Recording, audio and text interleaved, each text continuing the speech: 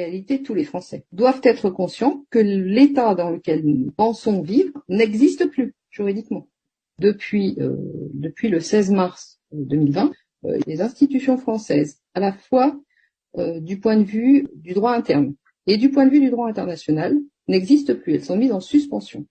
Elles ne sont plus valides, au sens où elles ne fonctionnent plus. Donc l'État français n'existe plus. D'accord ? Au niveau juridique, il est dans un état de vide juridique. Parce que rien ne le remplace officiellement. On n'a même pas acté sa disparition officielle.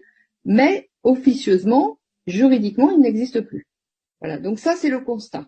Je ne porte pas de jugement de valeur. J'établis un diagnostic juridique.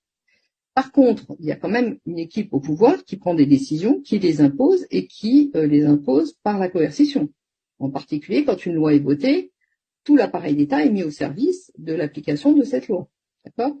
On est dans le cadre d'un abus de droit international public où un État n'existe plus, mais les fonctions régaliennes ont été détournées au profit d'une instance qui dirige et dont on ne sait pas exactement, on n'a pas exactement identifié qui était derrière.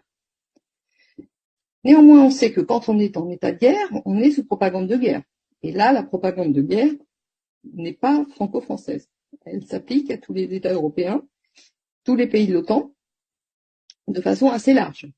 Donc ça veut dire que on peut en déduire assez logiquement que les instances qui ont pris le contrôle de la France ne sont pas des instances nationales.